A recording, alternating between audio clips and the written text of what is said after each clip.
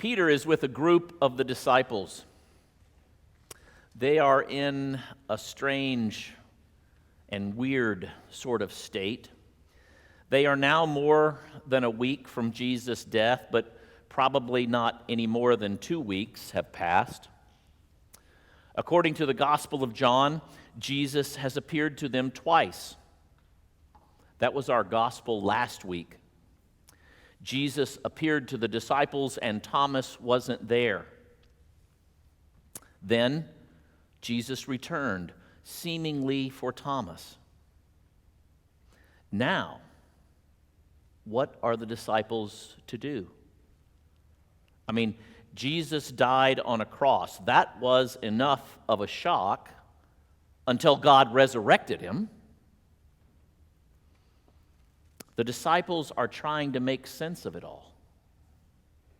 So, all is not lost, as it was when Jesus died. He is risen. They have seen him. But the disciples still don't seem to know what to do next. So Peter is going fishing. That's something he knows. When we are trying to make sense of it all, we humans often turn to something familiar, something comfortable. Peter knows how to fish. Remember? That's what he was doing for a living when he was sidetracked by an itinerant preacher. Mary Davis preached last Sunday. She shared that it seemed rather remarkable to her that God resurrected Jesus, scars and all. Why not make him perfect? Or even better than perfect, sort of Arnold Schwarzenegger, Terminator style, right? But God resurrects Jesus with all the marks, the hands, the feet, and the side.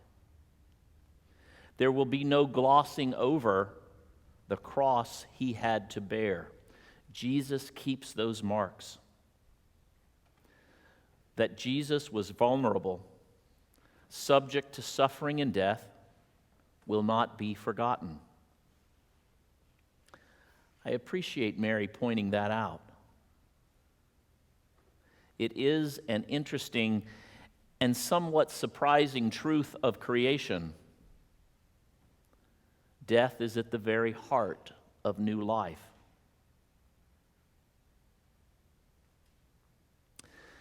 The other thing of importance from last week's gospel is that Jesus came back for Thomas. Do not doubt, but believe.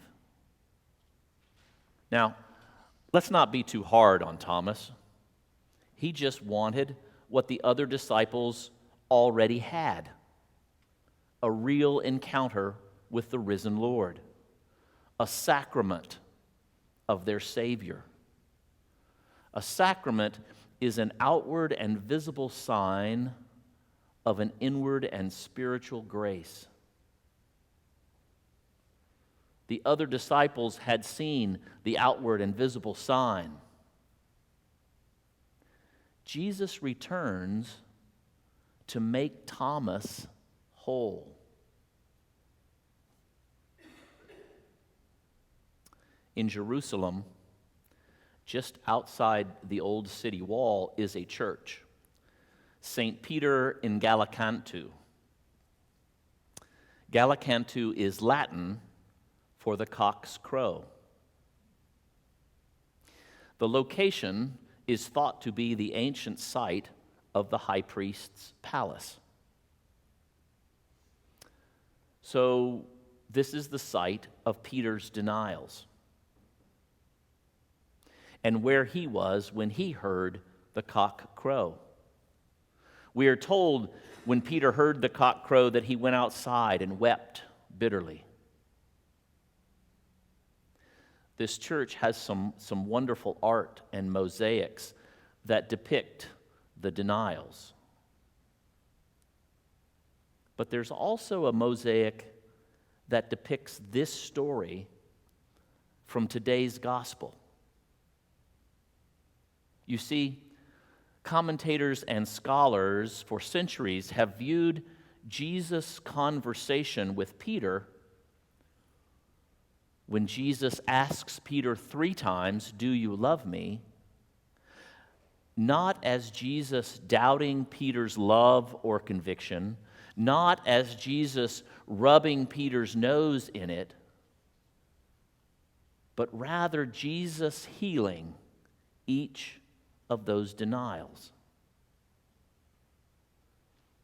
Jesus returns here to heal Peter and make him whole. Jesus needs Peter whole if Peter's going to be the leader Jesus needs for him to be. So Jesus appears to the disciples. Thomas is not there. Jesus returns to make Thomas whole. Peter has denied Jesus not once but 3 times. Jesus returns to make Peter whole.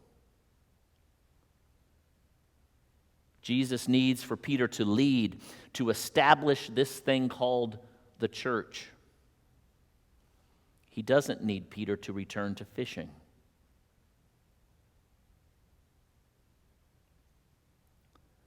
Jesus returns to make Peter whole. Did it save him from a death similar to Jesus? No. But judging by the several billion Christians walking the earth today, I'd have to say that Peter was at least somewhat successful. Of course, Peter didn't do it all by himself. Paul had a big part in getting the word out. We heard Paul's conversion on the road to Damascus today. Jesus returns to make Paul whole. Now, in Paul's case, this seems an even bigger task, right, than rehabilitating Peter from his denials. Paul needs to make a complete 180, right? Jesus' job on this day was to turn Paul from persecuting the church to growing the church. No small task, especially given that we're talking about Paul. Jesus returns to make us whole. Will we carry the scars of this life? Why wouldn't we? After all, Jesus still has his scars. But Jesus desires to make us whole. Being whole doesn't mean everything will be all right. Peter and Paul gave their lives following Jesus. Being whole doesn't always mean a physical cure. We all have to leave this life. Being whole, becoming whole, can be hard work. Being whole means we are best able to do what God put us here to do. Being whole usually comes with peace. Remember Jesus' first words to the disciples after his resurrection? Peace be with you. If you know you are doing what God put you here to do, you are likely to be at peace, even when things don't look so good for you.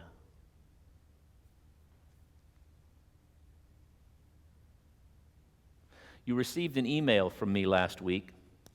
A few months ago, you all filled out a survey and participated in a listening exercise.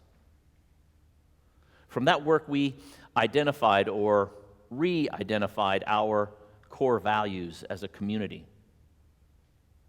As someone on the vestry said, well, this isn't much of a surprise. Thank God. The consultants working with us said we were surprisingly of one mind on our responses. She described another church with whom they had worked, and the results, as someone on their vestry said, was like spaghetti thrown against the wall. Thankfully, that was not us. Our core values were identified as love, active caring, and servanthood. Mother Elizabeth did a wonderful job defining those values for this community in the context of the parable of the Good Samaritan. We've just sent out another survey. Please take that and help us as we continue to take care of this community and of this building and grounds with which we have been gifted and are charged with taking care of for a time.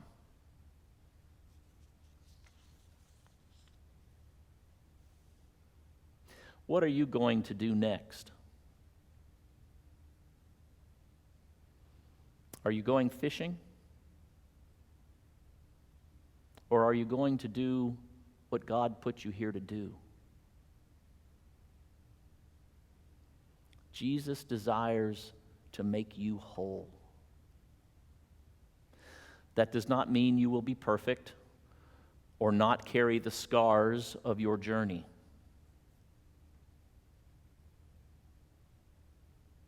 Not sure what you were put here to do?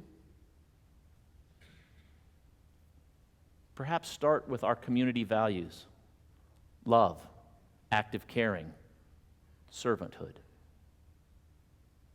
Perhaps that will give you some direction.